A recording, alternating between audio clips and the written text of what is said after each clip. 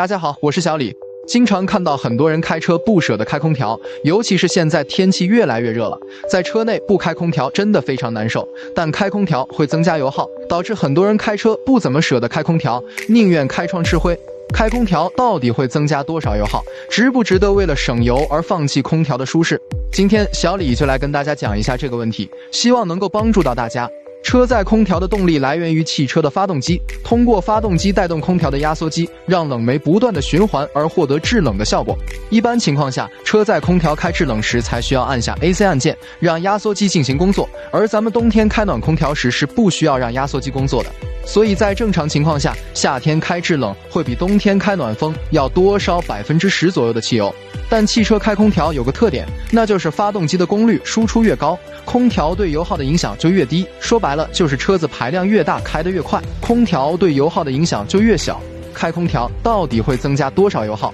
我之前的单位开车上下班来回是70公里左右，正常情况下加200块92的汽油，不开空调能开7天。咱们这边92的汽油是8块多一升，200就是25升，平均每天需要消耗汽油3.6升左右。但我自己跑了几年那条路，基本上每次一到夏天我需要开空调开车以后，同样加25升的汽油就只能开6天而已了，等于每天需要消耗4.2升左右。等于是开空调的情况下，我每天多烧0.6升左右，合着每天要想开空调的话，就要多花差不多5块钱，一个月下来就是多花了150块。但这150块钱是放弃了开空调的舒适度后才省下来的。如果我开的路程少的话，甚至还省不下来这么多钱。而不开空调的情况下，开车整个后背都是湿的，甚至座椅都弄湿了，非常难受。省下来的这个几块钱还不够去洗车的，真的没必要。上了高速觉得油耗更高了，跟空调有关系吗？很多人开车上了高速以后，感觉车子开到120的时候，比平时在国道上的油耗还要高，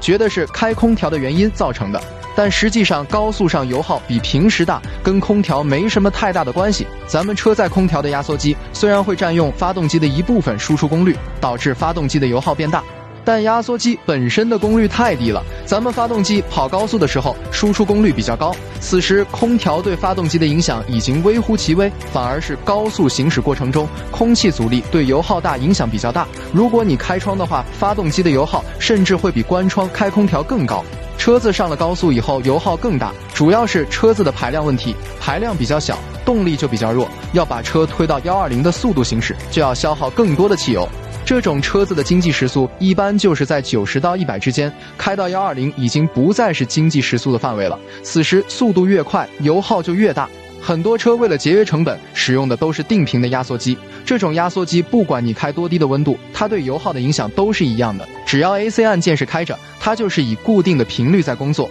所以这种空调温度高和低多油耗的影响都是一样的。但有些车子用的是变频的压缩机，当车内的温度达到了设定的温度以后，压缩机就会停止工作，等温度升高了就又会继续工作。这种车载空调的车子，你把温度调得越低，那么压缩机停机的时间就越短，油耗就越大。总的来说，如果你的是小排量车，那基本上空调对油耗的影响还是比较大的。比如我开的那个丰田威驰，一开空调就感觉油表掉得比较快。当我开手里的这个名图的时候，开空调和不开空调根本感觉不到油耗的变化，反而是我自己开车时，如果驾驶比较激烈，油耗就更大，悠着点开油耗就更低。所以对于我来说，我觉得根本没必要为了省油而不开空调，与其为了省这1-2升油，还不如我悠着点开，油门轻点踩，省得更多。